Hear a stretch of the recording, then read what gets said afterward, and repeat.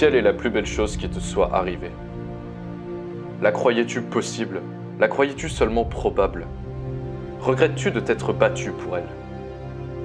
Ta vie est ton bien le plus précieux, car elle est unique, autant par ce qu'elle possède de beau que par ce qu'elle possède de mauvais.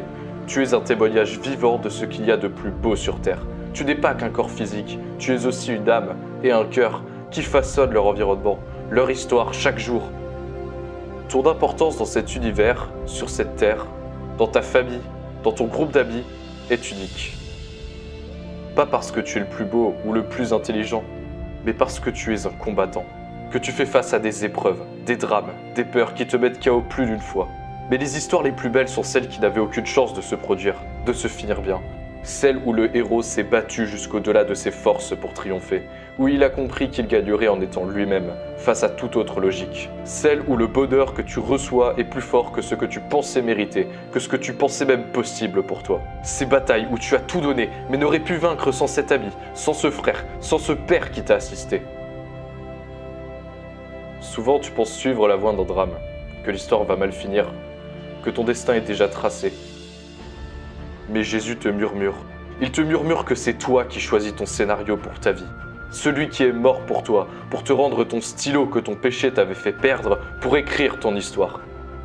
C'est lui qui t'a offert le livre de ta vie et a façonné ta personne. Dès ta naissance, il t'a offert des qualités, des avantages, une famille, pour te donner un cadre unique et propice à l'accomplissement de ta destinée. Tu penses peut-être que tes épreuves sont plus grandes que celles des autres, que les souffrances qu'elles semblent promettre ne méritent pas d'être affrontées.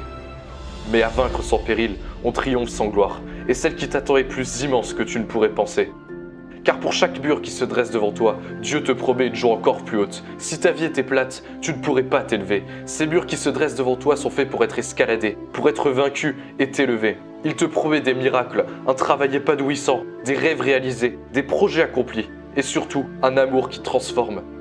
Un amour qui te rend toi-même tel que tu es réellement au fond de toi. Avant de franchir un obstacle, pose-toi et réfléchis à ce qui t'a amené devant, à ce que tu espères trouver derrière. Pourquoi révises-tu tes cours? Pourquoi vas-tu t'entraîner? Pourquoi écris-tu? En somme, pourquoi te bats-tu? Dieu ne t'a pas donné des passions et de la volonté pour rien, mais pour que tu vises plus haut, que tu veuilles aller toujours plus loin. Peut-être as-tu fait taire tes envies, tes émotions, tes projets, tes rêves, car tu as l'impression de ne pas être digne, d'être trop faible pour y arriver. Mais aujourd'hui, Jésus te dit de faire taire ta peur de l'échec, de faire taire cette voix qui te rabaisse et t'empêche de t'assumer pleinement. Ne l'écoute plus. L'auteur décide du déroulé de son histoire. Et Dieu t'a aussi donné la liberté de lui donner le stylo pour qu'il écrive un scénario pour ta vie encore meilleur que celui auquel tu pensais. Si tu es faible, c'est parce que tu ne lui fais pas assez confiance. Il t'a créé, il t'aime et te pardonnera toujours. Pourtant, tu refuses de lui confier ta vie, de lui confier tes rêves, de lui confier ta famille, de lui confier toutes tes souffrances. Ton défaut, c'est une porte que peut prendre Jésus pour te parler, pour te guider et pour mieux t'aimer. Il connaît tes forces, tes besoins et tes envies les plus intimes mieux que toi-même. Et il veut que tu les utilises pleinement, que tes talents ne soient pas gâchés et que tes défauts servent à montrer sa gloire. Dieu a renversé des murailles, séparé des mers en deux, créé l'univers et t'a connu avant ta naissance. Et Dieu s'est fait homme, il a ri, il a appris, il a combattu, il a souffert et il est mort, comme toi un jour. Il a fait tout ça pour toi, par amour, pour te montrer que tu peux pleinement lui faire confiance et qu'il te laissera toujours décider. Et il est ressuscité et veut la même chose pour toi, que tu sortes de ton tombeau de l'abandon, du désespoir, du péché. Et il a un plan pour toi. Il sème en ton cœur des désirs pour te donner des destinations, des talents pour te mettre en route et des défauts pour que tu n'oublies jamais que seul lui pourra t'aider à franchir certains obstacles.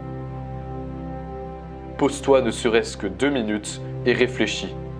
Que veut Dieu pour ta vie? Pourquoi t'aiderait-il à avancer sur une mauvaise direction? Et même si tu penses suivre ce qu'il veut pour toi, lui fais-tu pleinement confiance pour arriver à destination? Une graine de moutarde suffit. Ta foi n'a pas besoin d'être grande, mais d'être mise en action. Alors fais-lui confiance et lève-toi. Prends ton stylo, prends tes baskets, prends tes cours. Et une fois que tu as compris ce que Dieu voulait pour toi, il te donne déjà la persévérance, le discernement, l'intelligence, la passion pour ce qui compte vraiment. Tu vas tomber, mais aussi franchir des paliers, souffrir, mais aussi être dans la joie. Jésus, lui aussi, est tombé. Lui aussi a semblé échouer sur la croix, mais c'était de là que tout avait commencé, car il n'avait pas abandonné. Alors toi aussi, n'abandonne pas. Tu mérites d'aimer, d'être aimé et d'être heureux, pleinement, car tu es son enfant. Alors n'abandonne pas, car lui, jamais il ne le fera.